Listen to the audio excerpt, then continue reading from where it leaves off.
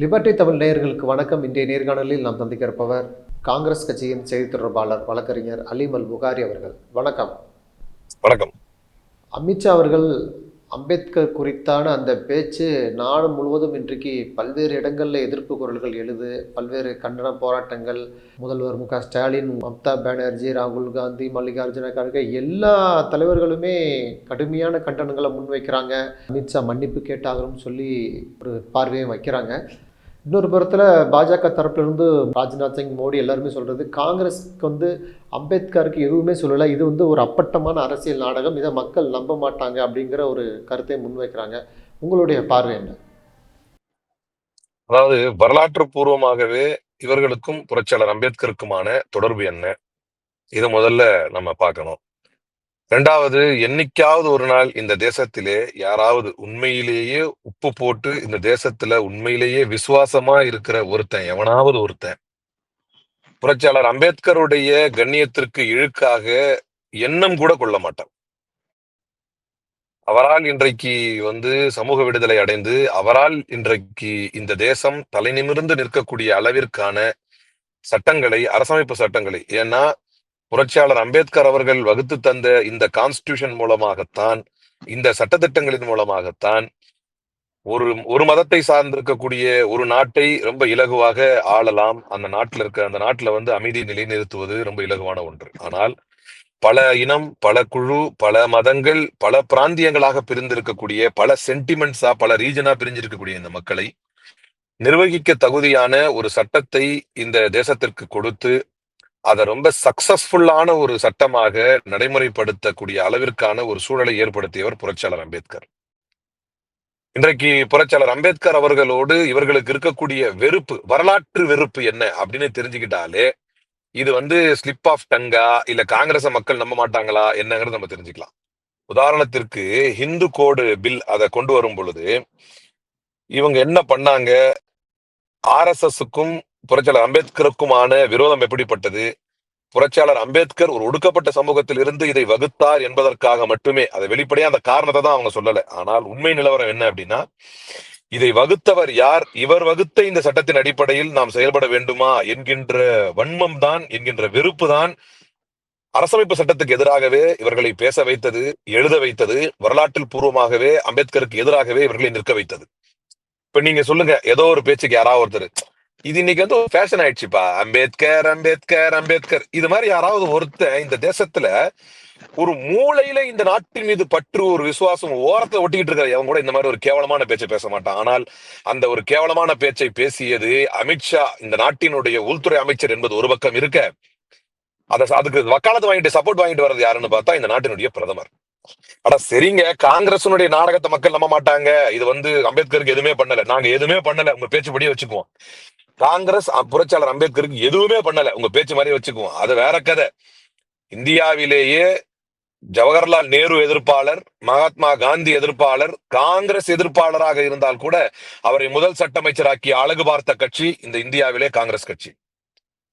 காங்கிரஸையே எதிர்த்தார், காந்தியை எதிர்த்தார், நேருவை எதிர்த்தார். ஆனாலும் அவரை தன்னுடைய அமைச்சரவைக்குள் வைத்துக் கொள்ளக்கூடிய அளவிற்கான ஜனநாயகமும் அவரை கொள்கை ரீதியாக இவர்களுக்கு முரண்பட்டு இருந்தாலும் அவருக்கு செய்ய வேண்டிய அவருடைய கல்விக்கும் உழைப்புக்கும் அவர் இந்த தேசத்திற்கும் ஆற்றிய பங்கை எந்த அளவுக்கு கண்ணியப்படுத்த வேண்டுமோ அப்படி கண்ணியப்படுத்திய கட்சி காங்கிரஸ்.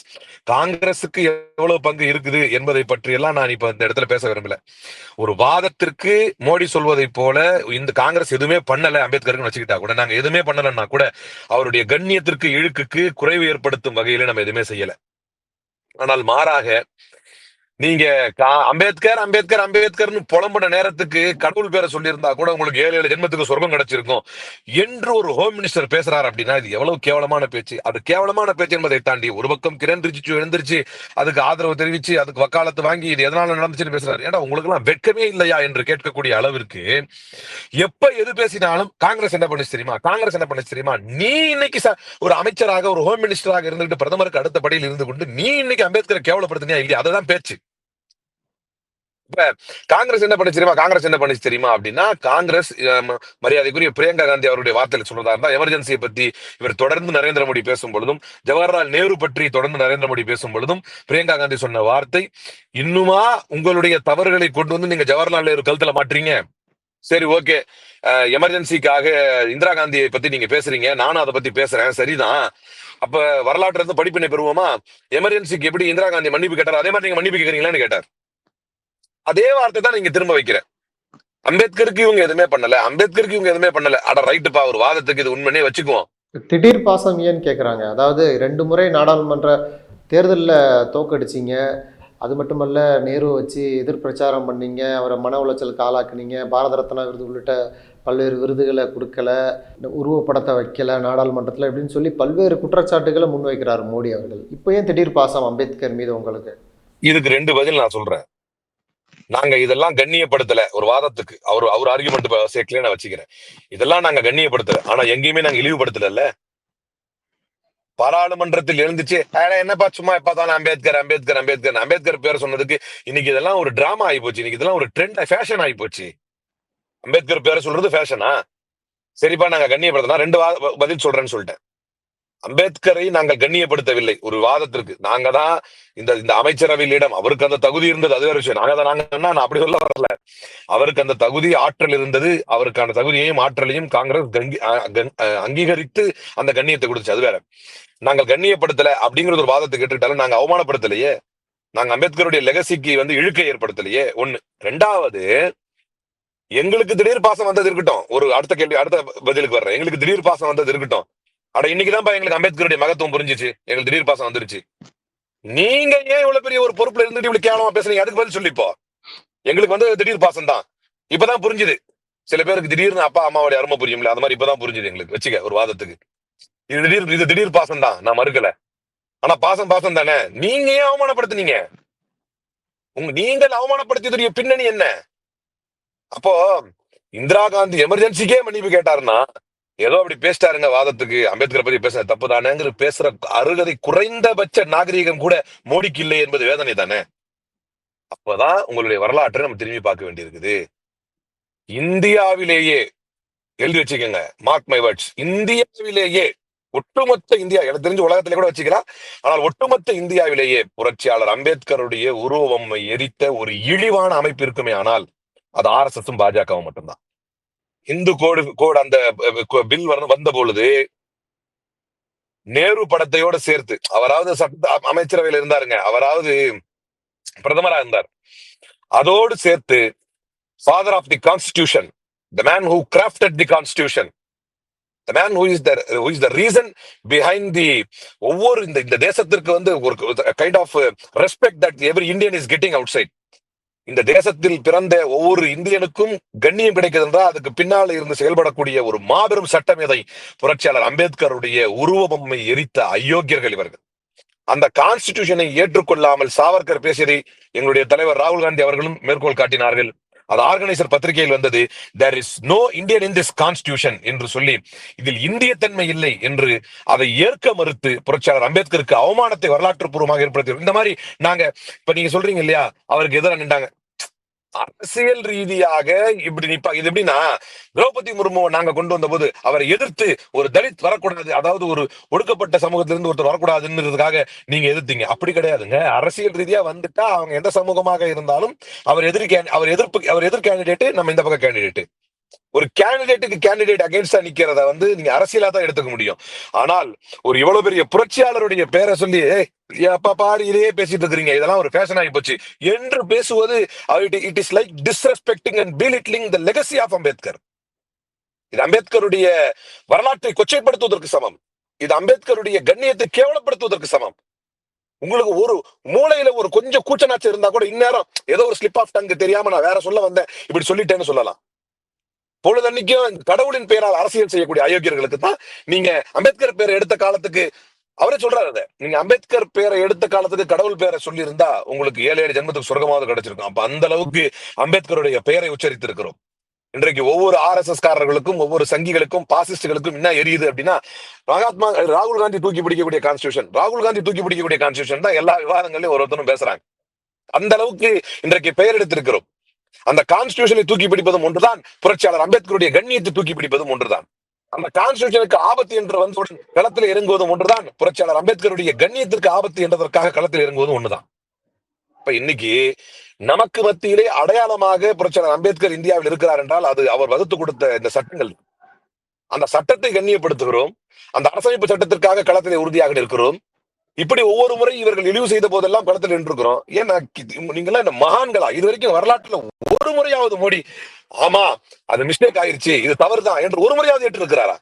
இவர் வானத்துடைய அவர் தான் அவரே சொல்லிட்டாரு, நான் மனுஷ பிறவியே கிடையாது அப்படின்ட்டாரு. ஐ மீன் தெய்வ பிறவி அப்படின்னு.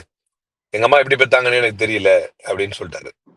ஒருவேளை அதனால கூட அவர் இந்த மாதிரி நடக்கக்கூடிய தவறுகளுக்கு மன்னிப்பு கேட்காம இருக்கிறாருன்னு எனக்கு தெரியல. அப்ப RSS வரலாற்றில் இப்படி இருந்திருக்கிறது. அவர்கள் அம்பேத்கரை ஏற்றுக்கொள்ளாமல், அம்பேத்கர் வகுத்து கொடுத்தார் என்பதற்காகவே அரசமைப்பு சட்டத்தை ஏற்றுக்கொள்ளாமல், இந்த இந்து கோடிஃபைட் இந்த பில்லை எதிர்க்கிறேன் பேர்வழி என்று இந்த ஒட்டுமொத்த தேசத்திலேயே இந்த எஃபிஜி ஆஃப் அம்பேத்கரை எரித்த ஒரே அயோக்கிய கூட்டம் ஒன்று இருக்குமே ஆனால் அது பாஜகவுடைய சங் பரிவார இந்த கூட்டங்கள் தான். இவர்களுக்கு என்றைக்குமே அம்பேத்கரின் மீது வன்மம் உண்டு. இவர்கள் எங்க தலைவர் ராகுல் காந்தி ஏகலைவனுடைய கதையை பார்லிமெண்ட்ல பேசுனது நீங்க கேட்டிருப்பீங்க. இன்னைக்கு ஒவ்வொருத்தரும் நீங்க துரோணாச்சாரியா மாறி இதெல்லாம் கரெக்டா தான் பேசினார். நீங்க துரோணாச்சாரியா மாறி மாணவர்களுடைய விரலை கேட்டீங்க. எப்படி ஏகலைவன் கிட்ட கட்ட விரலை கேட்டு கட்ட விரலை வாங்கிட்டா இவனால வில்லம்பி ஏவ முடியாது அப்படின்னு தெரிஞ்சுக்கிட்டு நீங்க அவர்களை ஊனப்படுத்தினீர்களோ, அது போல நீட் என்பதன் மூலமாக மாணவருடைய கட்ட விரலை கேட்டீர்கள். இது அக்னிவீர் திட்டத்தின் மூலமாக ராணுவ வீரருடைய கட்ட விரலை கேட்டீர்கள்.